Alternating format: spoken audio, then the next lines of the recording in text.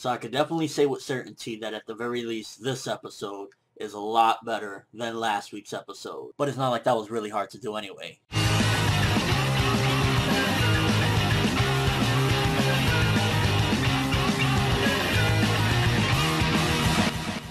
So the episode starts off with Bartolomeo, as per usual, thinking about, oh man, Luffy's gonna praise me. And I was like, oh, okay, so this is what Luffy would look like if he was in a shoujo anime. Because he just looked freaking weird and like they gave him that girly looking style or whatever. It was just pretty freaking funny. So the laughs in this one actually kind of got me with Bartolomeo. And it's kind of like, he seems as though he's somewhat of a comedic relief, but at the same time still badass from what he's been built up. And to be honest with you, I feel like seeing him in the anime and the manga really makes me feel like I would love for him to be a Straw Hat, because he has many different qualities of a character that would make for a great Straw Hat. Not even just like, oh, you know, he's alright. Like, first of all, he's fucking hilarious. He actually somewhat, you can already say, cares about the Straw Hats because he's such a big fanboy of them, and he's always thinking like, oh man, if they praise me and this and that. So he already kind of has caring for them.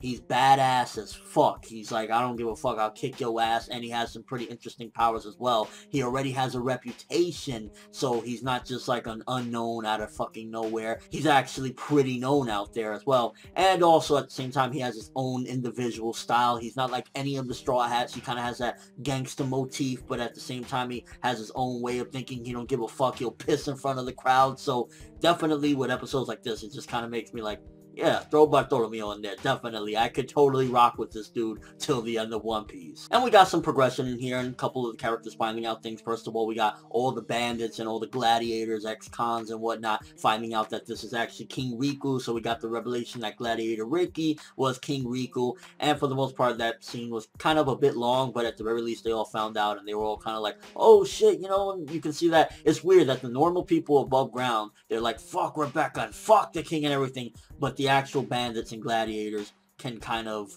you know, feel for him, and they kind of respect him and everything. It just goes to show humanity sometimes. It's like the common and decent people don't fucking follow reason.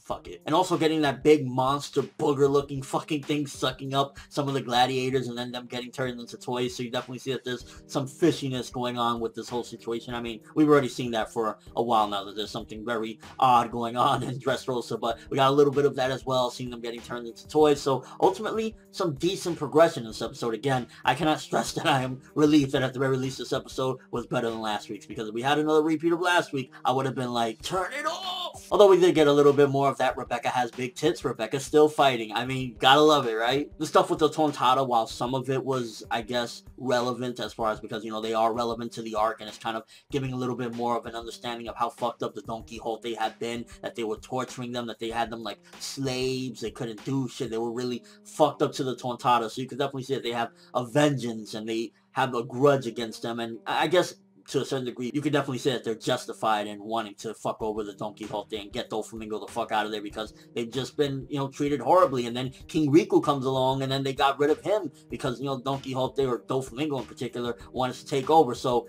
I guess it was relevant. I'm not a fan of the Tontattas, to be honest with you. So as far as like enjoyment-wise, I was like, but I get it, and it adds, again, progression and overall finding out a little bit more of an understanding of the Tontattas and their relation to everything in this plot. So it kind of adds validity to their existence, so to speak. But probably the biggest thing is kind of, for the most part, what everyone guessed. A lot of people were really guessing this, and I don't think it was like this big secret that nobody could find out. We get that the toy soldier is Rebecca's father, and it kind of all adds together with all the scenes we've seen of him training her and him looking out for her. That's what a father would do, so it kind of all coincides and everything. And overall, fine episode. We did get some progression in there. The Bartolomeo stuff was probably my favorite bits. I think he's probably the favorite bits of mine of like 90% of the episodes lately, because he's freaking hilarious. But I'm gonna give this episode 6.5 out of 10. Fine episode. We got some progression. We got a couple things going, and hopefully at the very least, this is the worst that the One Piece anime gets, because it was, again, fine episode. I'd rather it be just a fine episode than a repeat of last week's, but I don't want to keep on trudging in that. Hopefully we should be getting something very awesome very soon, and I can't wait for that. But let me know what you guys thought of the episode. What did you think about the Tontattas, the history? Again, I'm not a fan of the Tontattas. I don't really care for them. I think that a lot of the times I'm like, get them out of here. But ultimately, they're relevant to the whole thing. What do you think about the Donquixote family? How fucked up they've been? Do you think that that plays a part of why Doflamingo is the person that he is today? Genetics, or you think it's something else involved? Also, what do you think about the gladiators and King Rico? Isn't it interesting that the fucking thieves and all the scum of the earth actually support him, but the normal citizens is like, fuck him, he did Dressrosa so dirty? And Bartolomeo for Strawhat, yay or nay? And your world thoughts of the episode, but that's all I have for this review. Thanks for watching, hope you enjoyed. If you liked anything I had to say or enjoyed the video, drop me a like, I'd greatly appreciate it. And if you haven't subscribed, if you could do so as well, that'd be awesome. I'm ForneverWorld, and as always people, have an awesome day.